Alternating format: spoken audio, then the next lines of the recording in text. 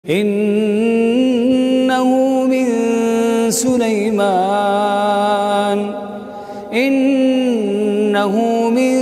Sulaiman wa innahu bismillahirrahmanirrahim.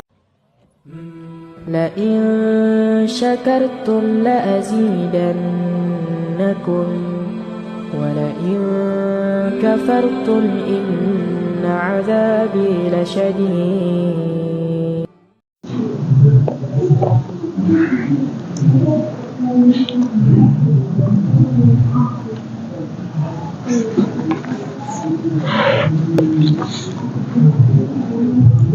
Baik, mari kita mulai.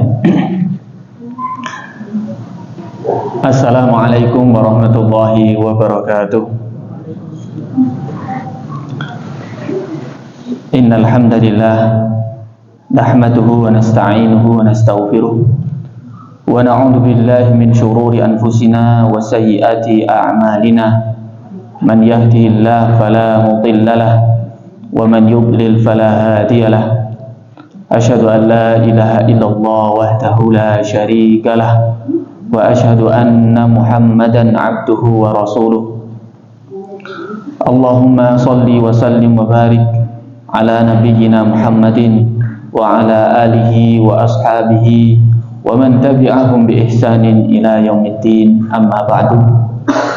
Allahumma 'allimna ma yanfa'una wanfa' bima 'allamtana wa zidna 'ilma. Allahumma nas'aluka ilman nafi'a wa rizqan thayyiba wa amalan mutaqabbala. Amin ya rabbal alamin. Ma'asyiral muslimin, para bapak, para ibu yang semoga dirahmati oleh Allah Subhanahu wa taala. Alhamdulillah, kita bersyukur kepada Allah Subhanahu wa taala atas limpahan nikmatnya, limpahan karunia-Nya yang mana Allah Subhanahu wa taala berikan kepada kita, sehingga pada kesempatan yang mulia ini Allah memberikan nikmatnya untuk duduk di majelis ilmu, yang mana majelis ilmu ini adalah majelis yang Rasulullah Shallallahu Alaihi Wasallam sebut dengan raudun min riyadil jannah, yaitu taman dari taman-taman surga. Seandainya ada taman yang ada di dunia, ada taman surga yang ada di dunia, maka salah satunya adalah majelis ilmu. Karena di sana, ma'asyiral muslimin, Bapak Ibu sekalian dirahmati oleh Allah Subhanahu wa taala, Allah menurunkan sakinahnya, Allah menurunkan rahmatnya, dan Allah Subhanahu wa taala menyebut-nyebut nama-nama orang yang berada di majelis ilmu, yang di sana dibacakan Al-Qur'an, yang di sana dibacakan hadis-hadis Rasulullah sallallahu alaihi wasallam. Ma'asyiral muslimin jamaah yang dirahmati oleh Allah Subhanahu wa taala, semoga senantiasa kita diistiqomahkan oleh Allah Subhanahu wa taala dalam majelis ilmu, sehingga menambah keberkahan kehidupan kita, menambah tambahan pemahaman ilmu kepada diri kita sebagai bekal untuk mengarungi hidup sampai kita dipertemukan oleh Allah Subhanahu wa taala insyaallah di surganya nanti. Amin ya rabbal alamin. Ma'asyiral muslimin jamaah yang dirahmati oleh Allah Subhanahu wa taala, melanjutkan pada pertemuan yang lalu, di 2 pekan yang lalu insyaallah kalau tidak salah, kita masih pada pembahasan as-sabru 'ala zaujati wal aulad, yaitu sabar dalam istri kita dan juga anak-anak kita. Ini mungkin pembahasan yang akan sangat lekat dengan kehidupan kita, karena ibarat waktu, ya, kita punya waktu 24 jam, maka mungkin 7 jam, 8 jam, bahkan mungkin 10 jam ya paling banyak itu untuk pekerjaan, untuk aktivitas siang hari, tapi sisanya mungkin ya bisa 14 jam, bahkan mungkin 17 jam itu kita gunakan bersama keluarga kita, anak dan istri kita. Maka bersabar atas istri dan anak-anak merupakan hal yang perlu kita perhatikan, dan bagaimana petunjuk Rasul Shallallahu Alaihi Wasallam, petunjuk Allah Subhanahu Wa Taala dalam bersabar terhadap keduanya ini. Ma'asyiral muslimin, jamaah yang dirahmati oleh Allah Subhanahu Wa Taala, pengarang kitab ini Syekh Salim Al-Hilali hafizahullah ta'ala menuliskan an-nisa'u wal banun muhabbabatun lin nafsi al-insaniyah. Perempuan, ya, istri-istri dan anak-anak kita muhabbabatun lin nafsi al-insaniyah. Itu merupakan hal yang dicintai secara fitrah oleh manusia, fitrah kita sebagai manusia. Bal huma zinatul hayatid dunya. Bahkan keduanya ini merupakan perhiasan di dunia. Walidzalik, maka dari itu fahuma fitnatun. Maka keduanya ini bisa saja bersifat ujian, fitnah. Sebagaimana Allah Subhanahu wa taala berfirman dalam surat Al-Anfal ayat 28, wa'lamu annama amwalukum wa auladukum fitnah wa annallaha 'indahu ajrun 'adzim. Wa'lamu, ketahuilah wahai kalian, annama amwalukum wa auladukum fitnah. Hanyalah sungguh harta-harta kalian, anak-anak kalian itu adalah fitnah. Wa annallaha 'indahu ajrun 'adzim. Dan sesungguhnya bagi Allah itu adalah pahala yang besar. Tandanya yang pertama, kita disadarkan oleh Allah Subhanahu wa taala bahwasanya keduanya, baik itu harta, baik itu anak, bahkan mungkin istri, itu merupakan ujian bagi kita, fitnah. Namun ketika kita bisa membimbing, mengarahkan, mendidik, maka itu adalah sumber pahala dari Allah Subhanahu wa taala. Karenanya Allah menutup ayat ini dengan berfirman wa annallaha 'indahu ajrun 'adzim. Dan sesungguhnya bagi Allah itu mempunyai pahala yang agung. Untuk siapa?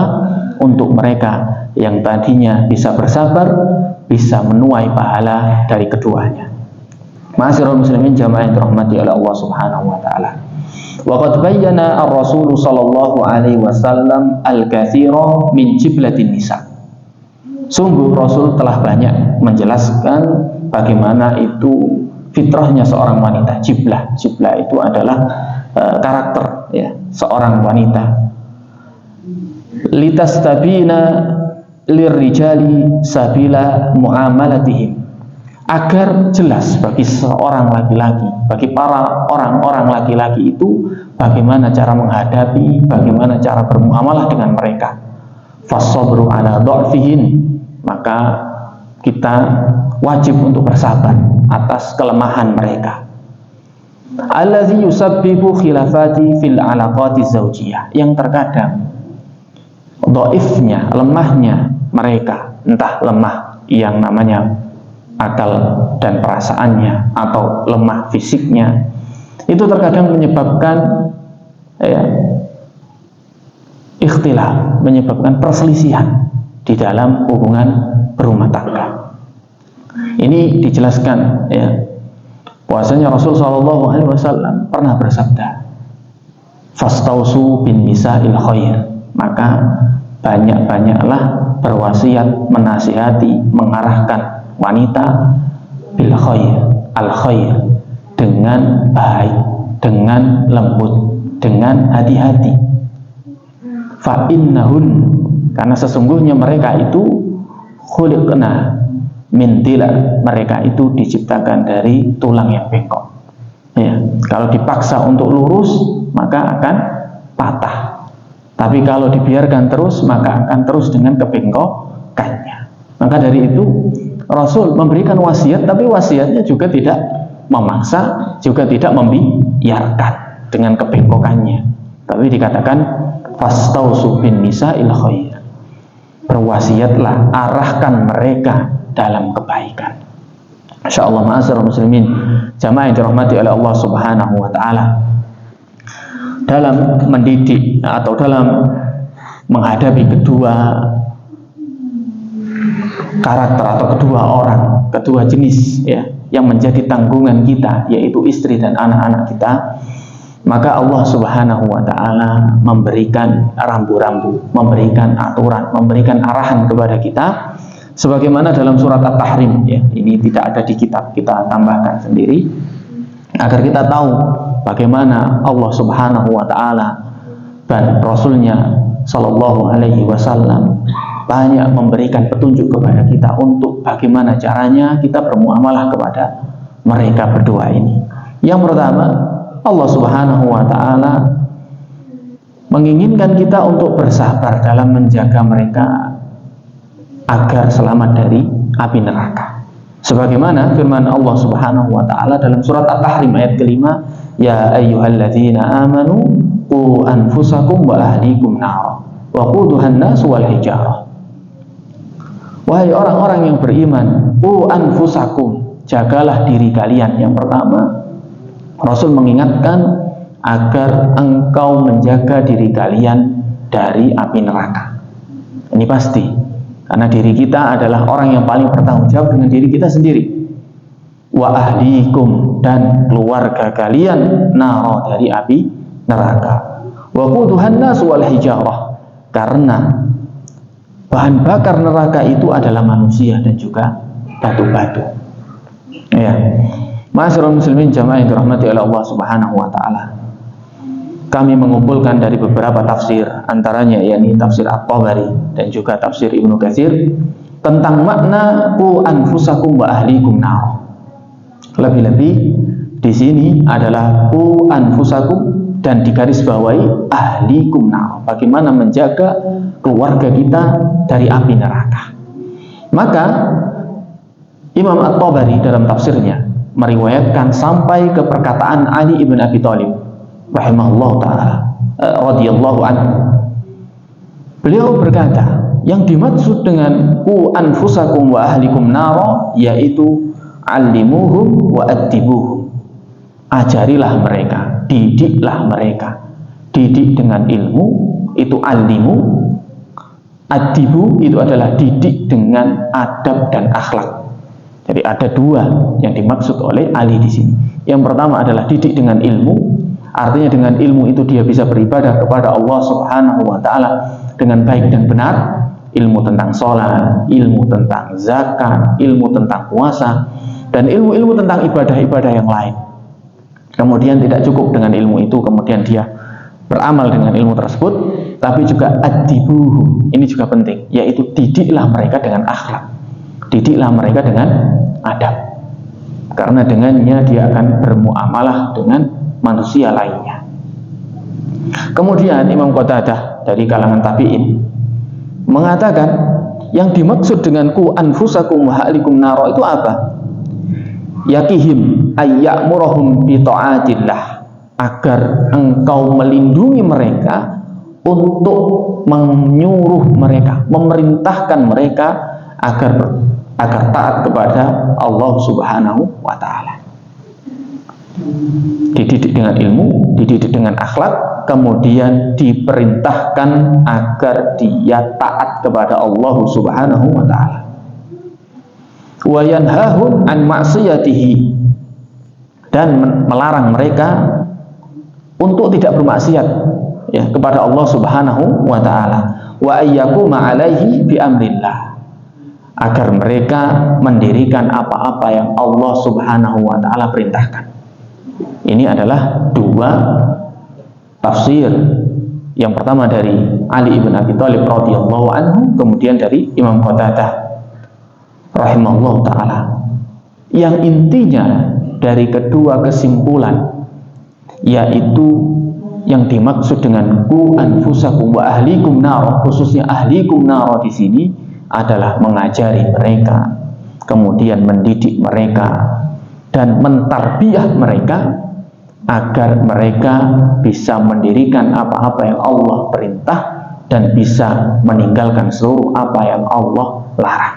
Ini intinya.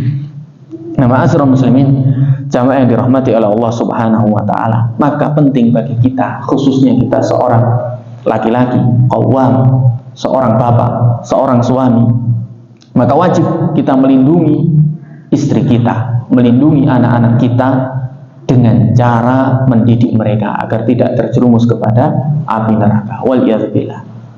Dengan cara mengarahkan mereka, memberikan ilmu tentang ketaatan kepada Allah Subhanahu wa taala, memberikan ilmu tentang apa-apa yang Allah larang, kemudian kita katakan semuanya ini harus dijauhi karena itu adalah perintah Allah Subhanahu wa taala. Ya. Dan ma'asyiral muslimin, Bapak Ibu sekalian dirahmati oleh Allah Subhanahu wa taala, mendidik anak yang dimaksud dengan tarbiyah ini tidak hanya ucapan, perkataan atau perintah semacam dengan yang semacamnya hanya dengan lisan saja. Yang paling penting itu adalah keteladanan dan juga pembiasaan. Keteladanan dan juga pembiasaan. Kenapa Nabi Muhammad SAW itu sukses dalam mendidik para sahabat? Kata kuncinya adalah karena Rasul tidak pernah menyelisih apa yang beliau ucapkan. Rasul itu adalah uswatun hasanatun. Setiap yang beliau lontarkan dari lisannya pasti beliau lakukan. Makanya berhasil. Ya. Dan salah seorang ulama mengatakan di antara mukjizat Rasul itu adalah ketika beliau bersabda pasti beliau beramal. Itu sabda, itu mukjizat. Adapun kita ya, ma'asyiral muslimin, Bapak Ibu sekalian, kadang-kadang apa yang kita ucapkan belum tentu kita bisa lakukan sepenuhnya. Mungkin kita lakukan tapi tidak 100%. Mungkin kita lakukan tapi tidak sempurna. Ya, kita adalah umatnya Nabi Muhammad SAW yang terus ingin mencontoh Nabi Muhammad SAW. Tapi Nabi Muhammad ketika mendidik para sahabat, ketika ingin mengajari para sahabat, kenapa beliau berhasil? Karena di antara mukjizat beliau adalah ketika beliau bersabda, berucap, memerintah ini dan itu, maka beliau melakukan. Dan ini adalah kunci dari keberhasilan mendidik para sahabat. Maka kita sebagai seorang bapak, kita sebagai seorang suami, ya, dan juga mungkin sebagai seorang ibu yang memberikan madrasatul ula, ya, nanti kita bahas apa itu adalah madrasatul ula, sekolah pertama bagi anak-anaknya, kita insya Allah nanti bahas. Maka yang paling penting adalah kita memberikan teladan terhadap apa yang sudah kita perintahkan. Itu paling penting. Kemudian teladan itu kita biasakan. Sehingga dengannya pendidikan itu akan sangat-sangat sesuai dengan harapan dan sangat-sangat dekat dengan apa yang Rasulullah SAW contohkan. Ma'asyiral muslimin jamaah yang dirahmati oleh Allah Subhanahu wa taala. Kita sebagai orang tua itu sebenarnya tugas anfusakum wa ahlikum naro itu adalah tarbiyah. Alimu wa adibu, tarbiyah. Nah, kadang banyak di antara kita, banyak di antara manusia, banyak di antara para bapak, para ibu itu terjebak. Dikira tarbiyah itu hanyalah mencukupi apa yang menjadi kebutuhan jasmani dia saja. Seperti misalkan ya, walaupun ini juga termasuk bagian daripada tanggung jawab kita. Artinya ini juga tanggung jawab, tapi tanggung jawab yang belum sampai tingkat tarbiyah. Misalkan kita mendapati anak kita bersekolah di lembaga yang alhamdulillah kita percaya di dalamnya adalah pendidikan Islam yang sangat kental. Kita ya, titipkan anak kita di sana. Kita belikan mushaf, kita belikan buku, kita siapkan meja belajar, kita siapkan yang sifatnya fisik. Semua ini belum sampai tingkat tarbiyah.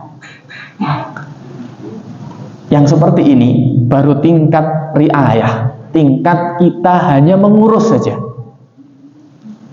Tingkat mengurus. Tapi seperti ini adalah standar yang memang harus, yang wajib. Ya, memberikan apa yang mereka makan, apa yang mereka konsumsi. Tapi tingkatan tarbiyah itu adalah tingkatan di mana tadi kita mengajari mereka dengan teladan, kita mengajari mereka dengan pembiasaan. Itu sebenarnya yang menjadi bagian daripada tarbiyah. Maka riayah yang seperti ini ya masih belum cukup dikatakan alimu wa adibu, masih belum cukup. Karena hanya kebutuhan-kebutuhan jasmani yang kita urusi. Riayah itu namanya hanya mengurusi di bidang itu saja. Namun apakah riayah ini tidak termasuk tanggung jawab? Tetap. Ini adalah riayah, tanggung jawab yang paling mendasar, dan ini kadang-kadang orang menyangka sudah selesai. Sampai sini sudah selesai. Oh, saya sudah membelikan mushaf. Oh, saya sudah membelikan kitab-kitab, buku dan seterusnya. Dikira sudah selesai. Dikira sampai situlah makna dari alimu wa'adibu. Tidak cukup Bapak Ibu. Ya, tidak cukup. Tetapi ini hanyalah sebatas riayah, hanya tingkatan mengurus, dan ini adalah kewajiban paling dasar yang memang seharusnya bagi bapak atau bagi ibunya itu wajib dilakukan. Nah, kadang-kadang memang ya, pada tingkatan riayah saja itu kadang-kadang ya, Masya Allah, mungkin ada sebagian yang menyia-nyiakan, ya, tidak diberikan pendidikan yang baik bagi anak-anaknya, tidak diberikan makanan yang halal bagi anaknya, dan seterusnya. Dan yang seperti ini mereka dalam hal riayah, yaitu tingkatan yang pertama saja sudah tidak bisa bertanggung jawab, apalagi sampai tingkat at-tarbiyah. Nah, kalau tingkat riayah ini sebagaimana sabda Rasul Shallallahu Alaihi Wasallam, dan itu memang tanggung jawab kita, ya. Sebagaimana Rasul Shallallahu Alaihi Wasallam bersabda, kullukum ra'in wa kullukum mas'ulun an ra'iyatihi. Setiap kalian itu adalah pemimpin, setiap kalian itu bertanggung jawab. Wa kullukum mas'ulun an ra'iyatihi, dan engkau akan ditanya terhadap apa yang menjadi tanggung jawab. Anak tanggung jawab, istri tanggung jawab, dan seseorang atau orang-orang yang mungkin menjadi bagian daripada tanggung jawab kita, itu adalah tanggung jawab. Misal diteruskan dalam hadis ini, fal amirul ladzi 'alan nasi ra'in 'alaihim, maka seorang pemimpin itu akan bertanggung jawab terhadap orang yang dipimpinnya, karena posisinya dia adalah amir, orang yang memimpin, ya. Kalau tadi batasannya hanya keluarga, maka suami istri menjadi tanggung jawab bagi rumah tangga mereka. Tapi kalau di atas fal amiru, maka mungkin dia seorang pemimpin, maka dia akan bertanggung jawab terhadap manusia yang dia pimpin. Wa huwa mas'ulun anhu, dan dia ditanya terhadap apa yang menjadi kewajibannya. Warrajulu ra'in ala ahli baitihi, dan seorang bapak akan bertanggung jawab kepada orang yang menjadi keluarganya. Wa huwa mas'ulun anhum, dan dia juga bertanggung jawab terhadap keluarganya. Wal mar'atu, dan ibu, ya, dan istri, ra'iyatun, dia juga pemimpin, bertanggung jawab, ala baitin, di keluarganya, di rumahnya, wa waladihi, dan juga anak-anaknya, wa hiya mas'ulatun anhum, dan juga istri atau perempuan tersebut, mereka juga bertanggung jawab terhadap apa yang menjadi kewajibannya, tanggung jawabnya. Wa abdur rajuli ra'in ala baiti sayyidihi, termasuk misalkan ada orang, ya, di zaman dulu namanya hamba sahaya, mereka juga termasuk orang yang bertanggung jawab terhadap rumah dari tuannya. Dan semua dari kita, wa kullukum ra'in wa kullukum mas'ulun an ra'iyatihi, dan setiap kalian itu adalah pemimpin yang punya tanggung jawab, dan setiap kalian itu akan ditanyai atas tanggung jawab kita masing-masing. Ini adalah tingkat pertama, yaitu tingkat mengurus, tingkat riayah, dan ini merupakan kewajiban. Tetapi apakah yang dimaksud dengan qu anfusakum wa ahlikum naro hanya sebatas di sini? Tidak, karena di sini hanya sebatas ngurus. Ketika urusannya selesai, hak-haknya yang menjadi tanggung jawabnya selesai, ya selesai, khalas. Enggak ditanya bagaimana nanti sholatnya si rakyat saya atau sholatnya pegawai saya, enggak ditanya, karena kita sudah memberikan haknya, kemudian kita memerintah secara umum. Tapi kalau untuk anak dan istri, kita ditanya, karena ada perintah khusus, yaitu qu anfusakum wa ahlikum nar. Adapun seorang misalkan hamba sahaya, tidak mungkin ditanya tentang sholat dari tuannya, enggak ditanya dia, karena sebatas ro'in, sebatas mengurus. Tapi kalau pada tingkat tarbiyah, dan ini adalah tanggung jawab yang besar, ya, yang ada di pundak para ayah, para ibu, maka ini adalah apa yang dikatakan, apa difirmankan oleh Allah, qu anfusakum wa ahlikum nar. Baik, adapun tingkat tarbiyah di atasnya, yang ini merupakan tanggung jawab seorang bapak, tanggung jawab seorang ibu, tanggung jawab seorang suami, maka dikatakan dalam sebuah hadis, ya, yang sahih. Yang hadis ini sangat terkenal dan menjadi dasar bagaimana kita mendidik anak-anak kita. Ma min mauludin yuladu 'alal fitrah. Tidaklah seorang dilahirkan itu kecuali dia dilahirkan dalam keadaan fitrah. Dilahirkan dalam keadaan fitrah, mentauhidkan Allah Subhanahu wa taala. Fa'abawahu, keduanya, bapak ibu, bukan fa'abuhu ya, fa'abau, enggak, fa'abawahu, bukan fa'abuhu, tidak, fa'abawahu, menandakan ada tanggung jawab bapak, ada tanggung jawab ibu. Wah, ini bahas masalah sabar dengan istri dan anak, berarti ini tugasnya bapak saja, enggak. Kalau kita berbicara ku anfusakum, maka ini kerjasama bapak ibu sekalian. Karena dalam hadis ini fa'abawahu, maka keduanya si bapak dan ibu ini, kalau dalam bahasa Arab ini namanya musanna, bermakna dua. Siapa lagi kalau bukan bapak dan ibunya.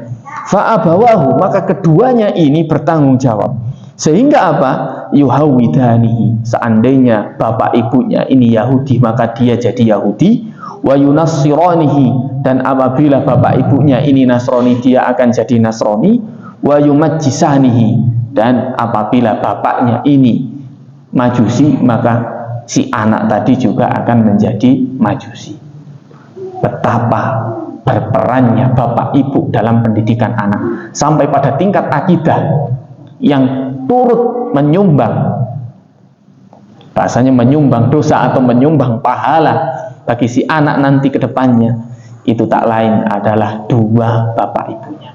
Maka perlu bersabar di sini. Ma min mauludin yuladu 'alal fitrah. Tidaklah seorang yang dilahirkan itu kecuali lahir dalam keadaan fitrah. Maka inilah yang dimaksud dengan tarbiyah Bapak Ibu. Sehingga tarbiyah itu anak tersebut bisa berarah, bisa terjaga di dalam fitrahnya, dalam mentauhidkan Allah Subhanahu wa taala. Dan ini adalah tanggung jawab kita sebagai seorang bapak dan juga tanggung jawab kita sebagai seorang ibu. Maka kembali lagi, ketika bapak dan ibu adalah bagian yang penting dalam mendidik anak, yang merupakan bagian daripada kita beribadah kepada Allah, dan itu membutuhkan kesabaran, maka disinilah ya kita pahami bahwasanya peran kita ini adalah sangat-sangat penting, terlebih dalam mewujudkan agar mereka terjaga dari api neraka. Baik, ma'asyiral muslimin, jamaah yang dirahmati oleh Allah Subhanahu wa taala. Maka dari itu ya, penting bagi kita ya, mungkin bagi kita setelah mencarikan lembaga pendidikan yang baik, maka penting untuk menjaga agar anak tersebut bisa dalam keadaan baik dengan cara memberikan tauladan, dengan cara membiasakan, dengan cara memupuk tanggung jawab, dengan cara memunculkan minat dan bakatnya, dengan cara bagaimana dia bisa dengan bakat, minatnya, kecenderungannya itu mengarah kepada kebaikan kehidupannya di dunia maupun di akhirat. Ya, ini memang sangat ya besar sekali tanggung jawab kita, karena kita diperintah oleh Allah Subhanahu wa taala dengan ya, firman-Nya, qu anfusakum wa ahlikum nar. Terlebih lagi ya, mari kadang kita butuh ya perhatikan ya tanggung jawab kita sebagai seorang bapak, sebagai seorang ibu, dengan cara memastikan mereka untuk bisa beribadah dengan baik. Misal ya, yang paling awal tentang sholat ya, memastikan mereka sholat ya dengan baik, sholat dengan lengkap ya, artinya yang 5 waktu itu dia kerjakan ya. Maka kita termasuk orang yang perhatian terhadap apa yang lebih utama, diantaranya adalah sholatnya. Kemudian kita juga memastikan pergaulannya, memastikan bagaimana dia bergaul dengan orang lain, dengan etikanya, dengan adabnya, dengan akhlaknya. Sehingga ya di antara bentuk ya sabda Rasul Shallallahu Alaihi Wasallam untuk mengingatkan kita bagaimana Rasul Shallallahu Alaihi Wasallam bersabda, muru auladakum bis-shalah wa hum abna'u sab'i sinin. Perintahlah anak-anak kalian untuk sholat ya, dan mereka pada anak yang berumur 7 tahun. 7 tahun kita sudah arahkan untuk sholat. Tapi 7 tahun itu, sebelum menginjak 7 tahun itu, maka mereka sudah melihat kebiasaan kita, kebiasaan sholat kita. Karena ya memang ya, sholat itu wa inna lakabiratun illa ala khasyiyin. Sesungguhnya sholat itu kabirah, berat. Ya, sholat itu berat. Ya. Bagi kita mungkin yang alhamdulillah Allah Subhanahu wa taala berikan hidayah, kita diringankan oleh Allah menuju masjid, menuju jamaah. Ya, kita merasa enjoy saja dengan sholat kita, dengan jamaah kita. Tapi bagi orang-orang lain, itulah kabiratun, itu berat.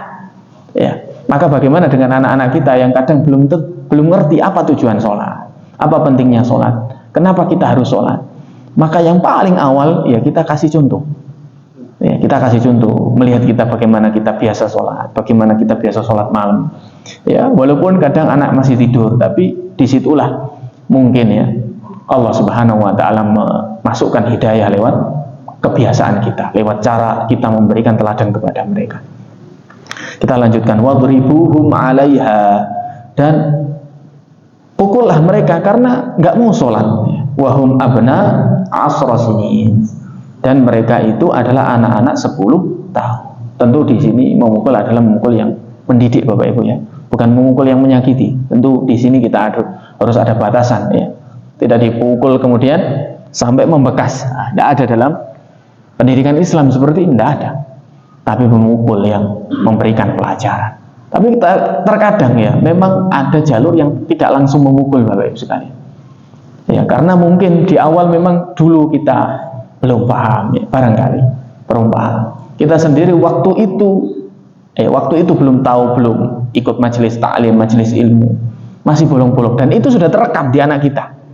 Kemudian moro-moro tiba-tiba ya tahu-tahu anak kita langsung kita pukul karena memahami hadis ini dengan sangat letterlek begitu saja, maka langsung kita pukul.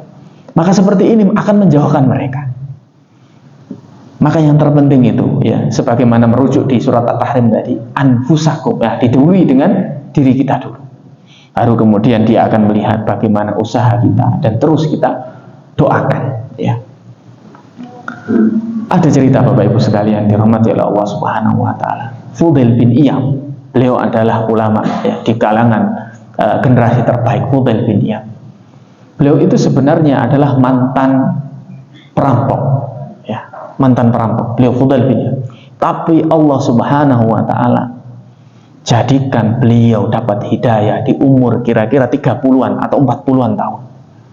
Karena beliau mau merampok sebuah rumah. Ternyata pas merampok, yang punya rumah baca Al-Quran. Seketika itu beliau tersadarkan dengan apa yang dibaca oleh penghuni rumah tersebut. Kemudian beliau wurung, tidak jadi merampok, pulang dia. Kemudian menangis sejadi-jadinya, dan beliau bertobat. Kemudian di saat itulah beliau tidak melakukan kejahatan, bahkan belajar dan menjadi ulama. Qaddarallah wa ma syaa fa'al. Ternyata anak-anak beliau nakal. Nah, ini terjadi Bapak Ibu sekalian. Memang ada, kadang kita tahunya terakhir-terakhir ya, bagaimana itu menjadi seorang yang istiqomah mengikuti sunnah-sunnah Rasul terakhir-terakhir. Sebagaimana tadi contohnya Fudail bin Iyad, namanya Ali. Ya, Ali, nakalnya minta ampun. Ya. Nakal, luar biasa nakal. Ya. Kemudian dia berdoa kepada Allah Subhanahu wa taala. Ya, yang artinya, ya Allah, Engkau telah menyaksikan bagaimana usahaku dalam mendidik Ali. Maka aku serahkan Ali kepadamu, didiklah dia. Bagaimana caranya Ali sebagai seorang yang soleh. Kemudian ya, dengan hidayah dari Allah. Ini berkat doa Bapak, Masya Allah ya. Jadi jangan remehkan doa, apalagi doakan anak. Itu harus, kalau bisa dibuat seperti wirid Bapak Ibu, pagi siang, pagi sore. Jadikan wirid. Jangan sampai bahasanya ketinggalan dalam mendoakan anak. Beliau capek, intinya beliau mengeluh kepada Allah, capek dalam mendidik Ali. Dikatakan Ali nanti jadi ulama, bahkan ya, para ulama mengatakan Ali itu lebih khusyuk daripada bapaknya Fudail bin Iyad. Bahkan beliau itu ketika mendengarkan Al-Quran pingsan, Bapak Ibu. Ali bin Fudail bin Iyad. Kenapa? Karena saking khusyuknya beliau, saking takutnya beliau kepada Allah Subhanahu wa Ta'ala. Jadi ketika beliau membaca Al-Quran, itu sudah gemeter duluan. Kemudian dia bisa saja pingsan gara-gara membaca Al-Quran. Ini wujud ketakwaan beliau ya, kepada Allah Subhanahu wa Ta'ala, sampai tergetar hatinya, sampai bisa menimbulkan bahasanya apa? Pingsan ketika baca surah. Menjadi anak soleh. Ya, ini salah satu contoh ya. Ya, jadi sebenarnya banyak contoh dari para ulama ya, yang mereka menuntut ilmu sudah senja, usianya sudah tua. Salah satunya ya Fudail bin Iyad. Ada lagi Ibnu Hazm Al-Andalusiyah. Beliau juga seperti itu, menuntut ilmu sudah usianya agak tua, hampir 30 tahun, walaupun tidak terlalu tua, antara 25 sampai 28 beliau mulai menuntut ilmu. Itu biasa saja, dan mulai beliau istiqomah sampai jadi ulama. Ya, tapi yang paling terkenal karena ada kaitannya dengan mendidik anak, ya Fudail bin Iyad. Kadang ya Bapak Ibu sekalian, mohon maaf sekali, kadang kita ya bersama istri mulai seneng dengan taklim, mulai seneng dengan ngaji. Kemudian anak-anak kita karena dulu menyaksikan bagaimana kita, kadang belum bisa kita arahkan sepenuhnya, maka bersabar kepada Allah. Sebagaimana sabarnya Fudail bin Iyad, berdoa kepada Allah Subhanahu wa Ta'ala sampai Allah memberikan hidayah kepada anak-anak kita. Kemudian wafarriqu bainahum fil madaji'i, dan di umur 10 tahun itu juga ya, kita pisahkan tempat tidur mereka. Ya, kita pisahkan tempat tidur mereka. Ini adalah adab. Ya, ketika kita punya anak di usia 10 tahun, maka mulai ya kita pisahkan tempat tidur mereka. Ma'asyiral muslimin jamaah yang dirahmati oleh Allah Subhanahu wa Ta'ala, ya, bersabar ya dengan keluarga kita, terlebih anak-anak dan istri kita, yaitu bersabar dalam mendidik ya, sebagaimana dalam firman Allah Subhanahu wa Ta'ala, yaitu surat At-Tahrim ayat ke-6. Kemudian yang kedua ya, ini catatan dari saya, yaitu kita bersabar dalam memahami peran kita masing-masing, peran bapak, peran ibu, peran suami, peran istri, harus bersabar ya. Kenapa? Karena Allah Subhanahu wa Ta'ala sudah menciptakan manusia ini dengan pasangannya, dengan karakter jiblah ya, bahasanya jiblah laki-laki dan jiblah perempuan, yang masing-masing itu sudah Allah Subhanahu wa Ta'ala siapkan. Untuk apa? Wa khalaqnakum azwaja, karena mereka itu diciptakan dengan pasangan-pasangan ya. Walaupun terdengar ya, indah sekali, wah, diciptakan antara suami dan istri, diciptakan laki dan perempuan, diciptakan bapak dan ibu, indah sekali kedengarannya ya. Tetapi prakteknya, maka kita perlu bersabar dalam mengambil peran kita masing-masing ya.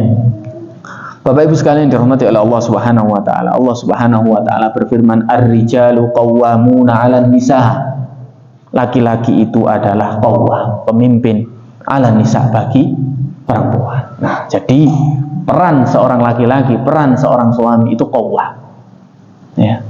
Kita sadar seorang laki-laki peran kita qawwam, maka kita harus bersiap diri untuk memimpin, untuk mengarahkan, untuk mewasiati dengan cara yang baik, dengan cara yang ma'ruf. Demikian halnya istri, ibu tahu peran suami adalah qawwam, maka saya adalah partnernya, saya adalah orang yang nanti berkewajiban untuk taat terhadap apa yang menjadi kewajiban dia sebagai seorang pemimpin. Nah, ini adalah butuh kesabaran ya. Kalau seperti ini tidak disadari, maka akan sering terjadi ikhtilafat, tadi itu terjadi perselisihan ya. Wajib bagi kita, karena apa? Bima faddalallahu ba'dahum ala ba'd, terhadap apa yang telah Allah berikan keutamaan atas satu dengan yang lainnya. Allah berikan keutamaan kepada laki-laki, laki-laki lebih kuat ya. Dan juga wa bima anfaqu min amwalihim, dan juga perannya laki-laki itu memberikan nafkah, memberikan nafkah kepada istrinya, kepada anaknya, bi amwalihim, dengan harta mereka. Maka sesungguhnya ya, fas-salihatu qanitatun hafizatun lil ghaibi bima hafizallah. Maka ya, istri-istri yang salihah, istri-istri yang taat kepada Allah Subhanahu wa taala, dan istri yang menjaga dirinya ketika ditinggal oleh suaminya, ketika suaminya tidak bersamanya, maka niscaya Allah akan menjaganya. Ini adalah peran keduanya untuk tahu bagaimana si suami tahu perannya sebagai qawwam, sebagai pemimpin, si istri juga tahu perannya bagaimana menjadi seorang pasangan yang taat untuk menghargai kepemimpinan dari suaminya. Ini butuh persabar, ma'asyiral muslimin jamaah yang dirahmati oleh Allah Subhanahu wa taala. Dan ini adalah ketetapan Allah Subhanahu wa taala, bahkan tertulis, bahkan difirmankan Allah dalam Al-Qur'an. Dan oleh sebabnya, karena memang keduanya ini memiliki peran masing-masing, maka peran tersebut adalah peran yang sangat strategis dalam mendidik anak-anak kita. Kembali lagi, bahwasanya madrasatul ula. Al-ummu madrasatul ula. Ibu itu adalah sekolah yang pertama bagi anak-anaknya. Wah, berarti yang bertanggung jawab mendidik ibu berarti. Oh, tidak begitu Bapak Ibu sekalian. Sekolah itu kan ada kepala sekolahnya, ada orang yang buat kurikulumnya, ada orang yang membuat jadwalnya, ada orang yang membuat tata cara aturannya, dan semua itu adalah tanggung jawab dari bapak selaku orang yang memimpin kepala sekolah tersebut. Kalau disebutkan tadi perempuan bertanggung jawab terhadap anaknya, jika perempuan hanya bertanggung jawab dengan anak, apalagi suaminya, maka lebih bertanggung jawab lagi. Maka di sini, ma'asyiral muslimin, ini adalah dua peran yang strategis dalam menjaga keluarga kita agar dijaga atau terjaga dari api neraka. Ma'asyiral muslimin jamaah yang dirahmati oleh Allah Subhanahu wa taala. Sa'id bin Musayyib, seorang tabi'in besar, itu sering banget sholat, sering sekali sholat. Bahkan dikatakan dalam riwayat, Sa'id bin Musayyib itu tidak, ketika sholat berjamaah, tidak pernah melihat punggung jamaah yang lain selama 40 tahun. Masya Allah, tidak pernah melihat punggung jamaah yang lain selama 40 tahun. Artinya beliau selalu di shaf pertama. Luar biasa. Beliau itu sering memperbanyak sholat, sampai banyak orang yang heran, kenapa kok sering Sa'id bin Musayyib ini menjaga sholat. Kemudian ditanya, aku ingin dengan sholatku ini anak-anakku dijaga. Aku ingin dengan sholatku ini menjadi wasilah agar anak-anakku dijaga oleh Allah Subhanahu wa ta'ala. Kemudian beliau membawakan sebuah hadis, ihfadillah yahfadka. Jagalah Allah, maka Allah akan menjaga. Menjaga di sini Bapak Ibu sekalian bukan menjaga diri kita sendiri, bukan, tapi anak keturunan kita. Bahkan kalau kita membaca surat Al-Kahfi, ketika Musa bersama Khadir itu dikirim oleh Allah Subhanahu wa ta'ala untuk menjaga hartanya dua anak yatim, untuk menjaga hartanya anak yatim. Kemudian dikatakan di dalamnya, wa kana abuhuma sholihah. Dulu bapak dari anak-anak ini adalah orang-orang soleh. Sampai harta yang ada di bawah bangunan tersebut, yang akhirnya dengan capek-capek Khadir dan Musa datang untuk membangun kembali bangunan tersebut agar tidak harta tersebut diketahui oleh orang, atas sebab dulu bapaknya soleh. Di tafsir kalau tidak salah Ibnu Katsir mengatakan, yang dikatakan dengan abuhuma sholihah itu bukan bapaknya langsung, Bapak Ibu sekalian, bukan bapaknya langsung, tapi kakeknya.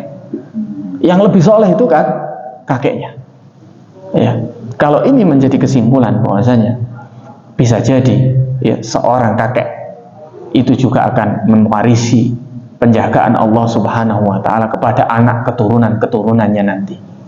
Mungkin amal soleh kita sekarang tidak bisa dirasakan kepada anak kita langsung, barangkali nanti cucu kita, cucu-cucu kita, dan seterusnya mendapatkan penjagaan dari Allah Subhanahu wa ta'ala.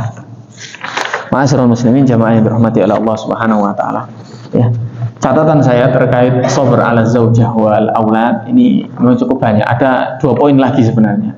Ya, tapi hanya bisa terbahas 2 poin. Ya, antara yang pertama sabar dalam mendidik, mentarbiyah, kemudian sabar dalam mengambil peran masing-masing. Ya, sebenarnya kalau mengambil peran masing-masing masih ada lanjutannya. Ya, semoga di pertemuan yang akan datang kita bisa melanjutkan. Ya, karena itu tadi diawali dengan bersabar dengan keduanya ini, anak-anak dan istri kita. Itu adalah hal yang paling sering bersinggungan dengan kehidupan kita dalam keseharian. Makanya mungkin akan kita perlebar, akan kita perluas sehingga kemanfaatannya lebih banyak lagi insya Allah. Ma'asyiral muslimin jamaah yang dirahmati oleh Allah Subhanahu wa taala. Demikian yang bisa kami sampaikan pada ta'lim kali ini. Semoga Allah memberikan kemanfaatan di dunia maupun di akhirat.